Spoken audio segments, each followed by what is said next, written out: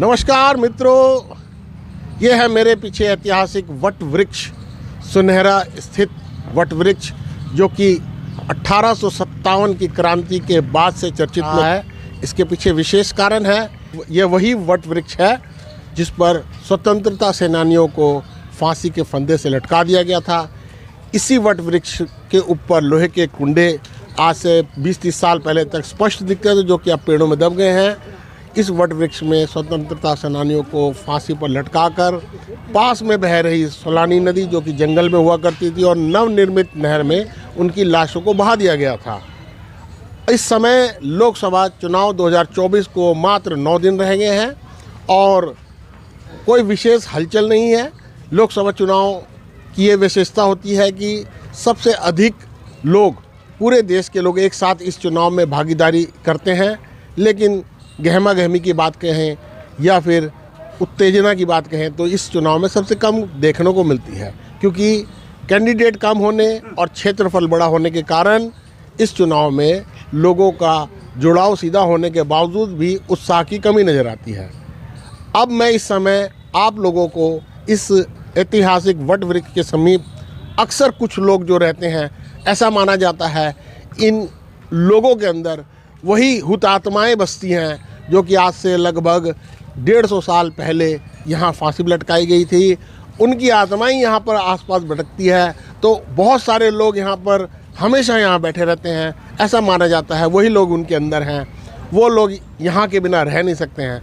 आज मैं कुछ ऐसे लोगों से ही आप लोगों को मिलाऊंगा जो हमेशा यहाँ मिलेंगे आपको, जब भी आएंगे, सुबह शाम समय व्यतीत करते हैं, रिटायरमेंट की ज़िंदगी जीते हैं। उनका एक बहुत खास लगाव है इस इलाके से।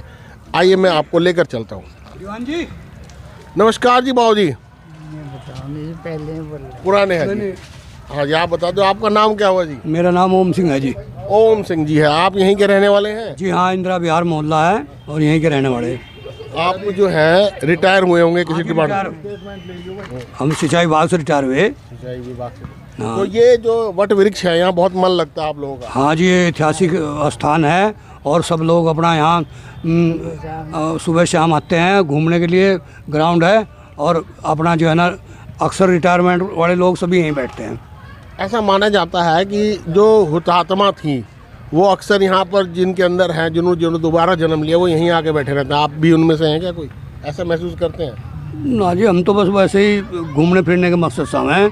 अगर आत्मा पात्मा का तो हमें विश्वास इतना करते नहीं। अब की बार 400 पार का नारा जो है, इस पर कितना विश्वास करते हैं? बस जी, अभी तो मतलब जो ना यही चल रहा है कि भाई सब चारों तरफ मोदी मोदी हो रही।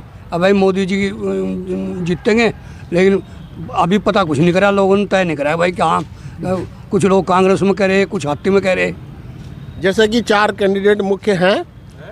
एक तो वीरेंद्र रावत कांग्रेस की तरफ से हो गए हैं, और त्रिवेंद्र सिंह रावत हैं, और उमेश कुमार हैं, और एक मौलाना भी खड़े हैं। तो इनमें से आपको क्या लग रहा है किसको वोट ज़्यादा मिलने चाहिए, कौन जीतेगा? बस जी, अभी तो फिलहाल तो मोदी का ही लग रहा है। 1, 2, 3 पे रहेंगे, तीनों चारों रहेंगे। आपके हिसाब से जो केंद्र में सरकार किसकी बन रही है?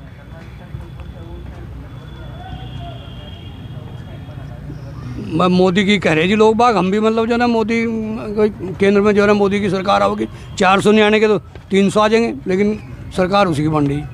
ऐसा आपको लग रहा है? आपके हिसाब से अब की बार 400 पार का नारा कैसा है?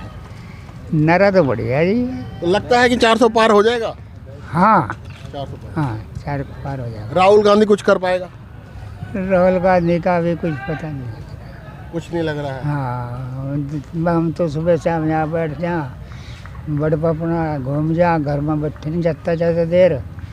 और वैसे तो मुझे विश्वास है कि शायद मोदी का ही चर्चा चल रहा है। 1.5 दर्जन दल मिल गए हैं और उन्होंने जो है मोदी को हराने की ठान ली है। क्या लग रहा है? ठीक लग रहा है। ठीक हरा है। देंगे वो? मुश्किल है। मुश्किल है। अरविंद केजरीवाल जेल में चला गया और कह रहा है जेल के अंदर से ही कि जो जेल का जवाब वोट से दो। हाँ हाँ हाँ, वोट से देंगे जवाब। लोगों को कह रहा है आप लोग हमें जेल में डाल दिया तो उसका जवाब वोट से दो। आप क्या लगता है कि लोग उसके जेल जाने की वजह से भी कुछ वोट देंगे भाजपा के खिलाफ? नहीं देंगे। बाबू जी, आपका नाम क्या हुआ जी? मेरा नाम ईश्वर सिंह है। ईश्वर सिंह, यहीं के रहने वाले हैं? फिलहाल तो यहीं रह रहा हूँ, ऐसा मुजफ्फरनगर का रहने वाला। सेवानिवृत्त होंगे आप वैसे? सेवानिवृत्त हूँ पुलिस से। हाँ जी, पुलिस से। रिटायरमेंट। तो आप ये बताइए कि जैसे कि 400 पार का नारा है, ये कारगर हो जाएगा? ये सब झूठा नारा है, हाँ, जुमला है। जुमला। तो आपके हिसाब से फिर 400 पार नहीं होगा तो कितनी सीट मिलेगी उन्हें? ये सीट लगभग 200 के लगभग मिल सकती हैं। तो आपको लग रहा है कि जो इंडी गठबंधन बना है ये फाइट करेगा पूरी तरह? पूरी तरीके से पूरे देश के अंदर मतलब मुकाबला टक्कर का है। उन लोगों की क्या उपलब्धि है जिसकी वजह से लोग उन्हें वोट देंगे? इंडिया गठबंधन को, इंडिया गठबंधन में एक मतलब राहुल गांधी है जो अपनी निस्वार्थ देश की सेवा कर रहे हैं, कोई जुमला नहीं छोड़ते कभी भी हैं। और कांग्रेस पार्टी एक पुरानी पार्टी है। पिछले चुनाव में भी तो वही पुरानी पार्टी खड़ी थी, यही राहुल गांधी था। ये राहुल गांधी, समय बदलता रहता है, परिवर्तनशील है। सर्वे के अनुसार पिछले बार से ज़्यादा मजबूत है इस समय बीजेपी, क्योंकि और कांग्रेस के अंदर से लगभग 2 दर्जन नेता बाहर चुके हैं। हमारे हरिद्वार जिले में रश्मि चौधरी और पूर्व जो है नगर निगम का चेयरमैन थे जो नगर पालिका के, वो भी बाहर आ गए हैं। और बहुत सारे राजेंद्र चौधरी किसान नेता, ये सारे बाहर आ गए। इस समय टिकट नहीं ले रहे हैं लोग। अभी जो गौरव वल्लभ है उसको जबरदस्ती टिकट दिया था और उन्होंने टिकट छोड़कर और कांग्रेस छोड़कर बाहर आ गए, कहने कि मुझे जबरदस्ती टिकट दे रहे थे। जिस पार्टी का कोई टिकट ही नहीं लेना चाह रहा है, आप उस पार्टी के अध्यक्ष को सोचते हैं कि वो जीता देगा? ऐसा लग रहा है। देखिए, गौरव वल्लभ जो है 2 बार चुनाव लड़े, दोनों बार हार गए। वो कहते हैं मुझे जबरदस्ती टिकट दिया जाता है। 2 बार, दोनों बार हार गए और अब कभी हारेगा गौरव वल्लभ, अब की बार भी हारेंगे। हैं क्यों हारे दोनों बार टिकट पे में? हैं उनका कोई जनाधार है ही नहीं है ना उन पर। मतलब एक वक्ता थे में कांग्रेस के प्रवक्ता थे, हैं ये सब डर की वजह से जा रहे हैं। डर क्या है उन्हें? डर ये है, ईडी का डर है, उन सीबीआई लोगों ने कोई पाप कर रखे हैं? पाप कुछ नहीं कर रखा है, ये तो एक तानाशाही है। जैसे हिटलर है, ये 4-5 देश हैं जो मतलब इसमें इस तरीके की हिटलरबाजी कर रहे हैं। इसमें भारत भी शामिल है, यहाँ के शासक भी शामिल है इसमें। तो इसमें ईवीएम मशीन का बहुत बड़ा रोल अदा होता है। ईवीएम मशीन का आज ही बता रहे थे कि मोदी के उसमें बनारस में 1.5 लाख वोट फालतू गिरे। 1.5 लाख में कहाँ से आ गए 1.5 लाख वोट? तो मतलब ये है कि ईवीएम की गड़बड़ी करके और ईडी से डरा के भाजपा जीत जाएगी। ऐसा ही लग रहा है कि जो थोड़ी वोटों से ही जो 8-10 हज़ार सा हर जीतने वाले हैं उन्हें हरा देते हैं लास्ट में जाकर। और जितने जैसा भी विजेंद्र चौधरी है, मुक्केबाज है, साफ सुथरी जिंदगी जीता है, वो भी कांग्रेस छोड़ कर इधर आ गया। इन लोगों को इतना पता नहीं है कि विजेंद्र चौधरी जो है इसका भी, ये भी लालच में ही गया उधर। इसको क्या लालच है? बहुत मोटी कमाई, ऐड से भी बहुत कमाता है, बॉक्सिंग से बहुत कमाता है, वैसे भी उसको इन्हें मतलब उनके जो पहलवानों के साथ में जो अत्याचार हुए हैं उस पर भी इसने गौर नहीं किया। एक ही दिन पहले टिकट देने वाली थी सरकार इसे कांग्रेस, और उसी दिन भाग गए। ये क्या कारण रहा होगा? सर्वे बता रहा है कि उत्तराखंड में 5 की 5 सीट भाजपा के खाते में जा रही है। तो आपको ऐसा लगता है कि ये सही ऐसा हो जाएगा? संभवतः है, मतलब ये सीट तो खैर बीजेपी यहाँ ज़्यादा जीतेगी, हैं कि 2 सीट तो कांग्रेस को भी मिलने के अनुमान है। 2 यहाँ मिलने का अनुमान। मिलने का कौन कौन सी सीट है? संभवतः ये हरिद्वार वाली और वह अल्मोड़ा नैनीताल, उनमें से कोई 2 सीट लग रही है आपको? 2 मुझे सीट लग रही है, अब जीते या ना जीते वो तो। उमेश कुमार का नाम है यहाँ पर समाज सेवा में, बहुत एक चर्चित चेहरा है। तो उनको हमेशा जो है उलट पुलट करने के लिए माहिर माना गया है। कानपुर में उन्होंने कुंवर प्रणव को हरा दिया। तो ऐसा लगता है कि इस बार जो है त्रिवेंद्र सिंह रावत को भी हरा देंगे वो? कुंवर प्रणव को हरा दिया था क्योंकि उसने उससे जो उसकी ही जाति के आदमी थे वो छिटक गए थे प्रणव के, हैं। और ये भी एक बीजेपी का ही एजेंट है उमेश कुमार भी। इतना पैसा कहाँ से खर्च कर रहा है? तो बीजेपी का एजेंट है वो, तो हराने को बीजेपी को ही कह रहा है कि मैं बीजेपी को हरा दूंगा। नहीं हराएगा है, बीजेपी को तो हरा नहीं सकता। इसकी तरफ से तो मतलब ये 2 जीता, दोनों में से एक कोई जीतेगा, कांग्रेस जीते या बीजेपी जीते। जो राजनीतिक विशेषज्ञ हैं वो कह रहे हैं कि कांग्रेस का काम वोट कटवे का है, जो वोट काटने का काम है। इस बार जो है कांग्रेस जो है और पीछे लग रही है, वोट काटने का काम कम हो रहा है। इस स्थिति के कारण कुछ लोग सोच रहे हैं कि दूसरी पार्टी को फ़ायदा हो जाएगा, क्योंकि बहुत हद तक वोट काट के कांग्रेस हमेशा बीजेपी का फायदा कर देती थी। इस बार वोट काटने का भी काम कांग्रेस नहीं कर पा रही है लगभग कई जगह। तो क्या लगता है कि कोई जैसे निर्दलीय है या कोई तीसरी पार्टी है, जीत जाएगी इस वजह से? निर्दलीय तो नहीं जीत पाएंगे। तो कांग्रेस की जगह लेगा कौन? अगर वोट काटने का काम भी कांग्रेस नहीं कर पा रही कई जगह। पहले वोट काटने के कारण बीजेपी को फायदा मिल जाता था, अब वोट भी नहीं काट पा रही है, चौथे स्थान में दिख रही है कहीं वो। वायनाड पीछे पीछे स्मृति ईरानी पहुंच गई राहुल के। ऐसे में वोट काटने की जो उसकी जो एक हर सीट में 10-20-30 हज़ार वोट काट देते थी, इस बार वो बहुत और नीचे आ गए ग्राफ उनका।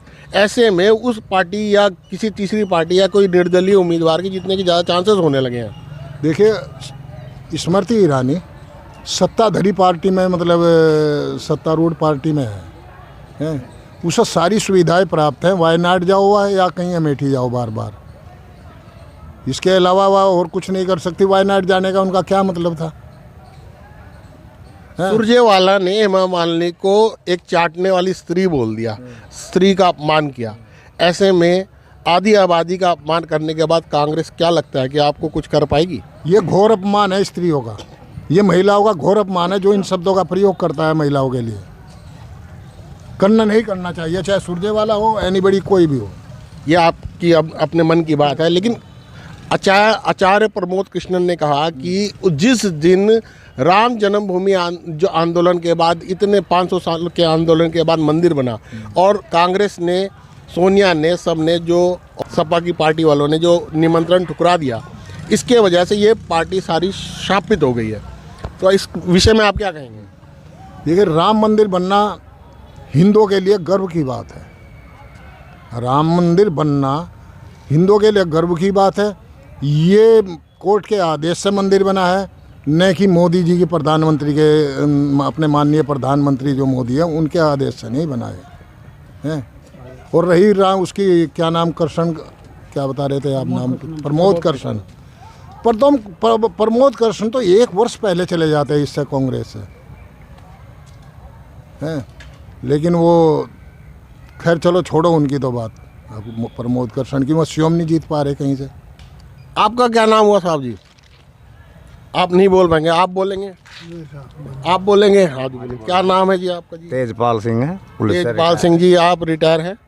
पुलिस से रिटायर है। पुलिस से रिटायर। आप बताइए कि जिस प्रकार प्रमोद कृष्ण ने कहा कि कांग्रेस को राम जन्मभूमि आंदोलन के बाद, मंदिर बनने के बाद, 500 साल के बाद मंदिर बनने के बाद निमंत्रण ठुकराना उसको शापित कर देगा, आपको ऐसा लग रहा है कि इस चुनाव में शापित हो गए वो? नहीं, ये तो जो एक पार्टी की धारणाएं होती हैं, लेकिन इसमें जो है ये इन शब्दों का इस्तेमाल करना गलत है। जो भी उसकी आस्था में वहाँ लगे हुए लोग हैं, सभी को उस पार्टी से ना होकर उसकी आस्थाओं के प्रति जो है ध्यान रखा जाता। ये तो राजनीति मुद्दे हैं, उनको ये दिखा कर चलते हैं राजनेता लोग। भारत में जो भारत में बहुसंख्यक हिंदू के जो सम्मान को ठेस पहुंचाने का काम हमेशा से भाजपा के अलावा दूसरी पार्टी करती आई थी, और इसका फ़ायदा उनको मिलता था क्योंकि अल्पसंख्यक वोट उनको मिलता था। अब अल्पसंख्यक वोट जो है बढ़ गए हैं क्योंकि कई पार्टियां जो है वो अल्पसंख्यकों को रिझाने में लगी हुई है। हमारे हरिद्वार ज़िले में कई और कारण हैं, जैसे कि हरिद्वार ज़िले में एक बिरादरी है, झोजा, तेली, ये गाड़े, ये कभी एक नहीं हुए, इनका फ़िरका भी अलग है। फिर जहाँ से ये लोग आए थे, जैसे सनातन धर्म से आए थे, तो कोई वैश्य था, कोई शूद्र था और कोई स्वर्ण था, तो इस लिहाज से वहीं से ये डिवाइड है। तो यहाँ एक नहीं हो पा रहे हैं, और मुस्लिम वोट लगभग सब जगह इस समय बटा हुआ दिख रहा है। तो ऐसे में क्या लगता है आपको कि मुसलमान वोट कहीं पर भी असर कर रहा है? नहीं, मुसलमान वोट जो है काफ़ी असर कर रहा है इसमें। वो बटेगा, हमेशा पहले से ही बढ़ता हुआ आ रहा है, और भाजपा में तो ये मुश्किल ही जाएंगे। ये 2 पार्टियों में यहीं छिन्न भिन्न होकर रह जाएंगे। आपको नहीं लगता कि एक मुश्त वोट पड़ेगा उनका? एक मुश्त वोट मुसलमानों का कभी एक मुश्त वोट पड़े ही नहीं है। इसका कारण क्या लगता है आपको? कारण क्या है? ये लोग बैठे हुए हैं आपस में। इनकी लड़ाई जो है गैर बिरादरी के सामने तो एकजुट दिखती है। जातिवाद तो देश के अंदर पहले से ही जो है चलता हुआ आ रहा है, और उसी के आधार पर आदमी अपना वोटिंग करता है। हमारे हिंदू में बैठे हुए लोग हैं। ये बहुसंख्यक का जो अपमान करने का जो काम था, अब ये बहुत कम हुआ है, राहुल गांधी भी मंदिर जाते हैं, लेकिन राम मंदिर तो गए नहीं, लेकिन दूसरे जन उदाहरण कर लेते हैं, बहुत कुछ ऐसा दिखाते हैं कि मैं भी हिंदूवादी हूँ। कह रहे हैं कि इसके वजह से भी मुसलमान नाराज़ हो गए हैं। नहीं, मुसलमान तो नाराज़ नहीं है, कांग्रेस से नाराज़ नहीं है। कांग्रेस से काफ़ी मुसलमान अब भी जुड़े हुए हैं। ऐसा जो अभी 3 तलाक का मुद्दा था, भाजपा की सरकार ने उसको ख़त्म कोई किया। फर्क नहीं पड़ता इन पे। जो मुसलमानों की औरतें कहते हैं कि अंदर खाने चुपके से नहीं, वोट दे देती हैं। नहीं, अंदर खाने वोट नहीं कोई देती। वो कहते हैं वहाँ पर अगर कोई भाजपा को वोट देता है उसकी पिटाई होती है। अपने घर में दबाव में आके जो है उसी को वोट करती है जो इनके आदमी कहते हैं। इनके क्षेत्र में जो 8, 9, 10, 12% वोट पड़ते हैं वो किनके होते होंगे? किसके? जैसे वो भाजपा को वोट देते हैं, अक्सर देखा जाता है कि जहाँ 7% मुसलमान है वहाँ भी कुछ परसेंट वोट। दिखावा है, हम नहीं कह सकते कि मुसलमान जो है भाजपा से जुड़ा है। आपको नहीं लगता है? इस समय जैसे 4 कैंडिडेट आपके लिहाज से सबसे प्रथम आपके हरिद्वार जिले में 2 तृतीय क्या रहेगा, मुकाबला त्रिकोणीय होगा या 2 के बीच में होगा, कैसा लग रहा है? मुकाबला त्रिकोणीय है। किन के बीच में लग रहा है? उमेश, कांग्रेस और भाजपा जो है ऊंचे दल मजबूत उसमें है स्थिति। अब की बार 400 पार नारा कितना लग रहा है? वो तो हो ही जाएगा इनका। प्रधानमंत्री के रूप में किसे देखना चाहेंगे, मोदी को या किसी और को? हम तो सोच रहे किसी और को देख लें। 10 साल तो देख लिया इसे, इसके जुमले 10 साल तक तो सुन लिए हमने। और किसी के जुमला सुनना चाहते? हाँ, और किसी के जुमले सुन ले आगे इतने जीवे। राहुल या योगी? नहीं, राहुल का जुमला या योगी का नहीं, जुमला? राहुल के जुमलों से भी जो है देश परेशान हुआ था जब ये आए थे। कोई और ही बन जा। योगी बने तो आपको कैसा लगेगा? नहीं, योगी भी तो इसी पार्टी का है। अच्छा, आप प्रधानमंत्री के रूप में और कोई चेहरा आपके सामने आता है क्या? हाँ, चेहरे तो बतेरे प्रधान, जहाँ पद पर किसी को बैठा दे वो पद संभाल ले। भाई ममता को बैठा दो। केजरीवाल कैसा रहेगा? केजरीवाल भी बढ़िया रहेगा। जेल के अंदर से प्रधानमंत्री बनेगा? हैं? जेल के अंदर से? वो बना कहाँ से? उसे तो बना नहीं देने के, उसका तो बना दिया, उसे तो प्रधानमंत्री इन्होंने ED और CBI लगा के उसकी ठटरी बांध दी कहते हैं। ठटरी बांध दिया। वो 4 महीने तो पहले वहीं बैठा रह कर वहीं से पद संभालेगा अपना। तो लगता नहीं है कि वो जल्दी बाहर आएगा? ना, निकलने नहीं देंगे किसी को बाहर। अभी तो और भेजेंगे ये, अभी तो और भेजने का काम करेगी ये पार्टी। हमारे साथ सूरदास जी थे, वो बैठे हैं वहाँ हैं। आओ 1 मिनट सूरदास जी के पास चले। सूरदास जी राम राम। राम राम, चर्चा राम राम।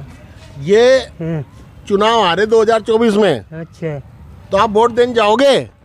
हाँ जाऊँगा। तो आपको लग रहा है प्रधानमंत्री मोदी के अलावा किसी को और बनना चाहिए? हाँ, किसे? सब अच्छे हैं, अपना आपका कुट्टा। मायावती को तो नहीं बनाना चाह रहे? अच्छा चले, वोट किसे देंगे आप? कांग्रेस को। कांग्रेस को वोट देंगे। ऐसा क्या अच्छा लगा कांग्रेस में? इन्हें सब कुछ करा। जैसे कुछ तो सर, बताओ। कांग्रेस सब कुछ करा। अच्छा, बस। तो मुझे क्यों धमका रहे? कांग्रेस ने किया होगा, मैंने तो कुछ आपका नुकसान नहीं किया। नहीं कह रहा, कांग्रेस ने सब कुछ करा। ठीक है जी, बहुत बहुत धन्यवाद। मेरे साथ सूरदास जी थे, देख नहीं पाते हैं, लेकिन कांग्रेस को वोट देने की बात कर रहे हैं। मेरे पीछे एक ग्राउंड है जो KL पॉलिटेक्निक का ग्राउंड है, यहाँ बच्चे खेल रहे हैं। कोशिश करते हैं कि किसी और से भी बात करें। चलिए चलते हैं। आप पीछे देख सकते हैं वट वृक्ष, वही वट वृक्ष, ऐतिहासिक वट वृक्ष जहाँ फांसी दी गई थी।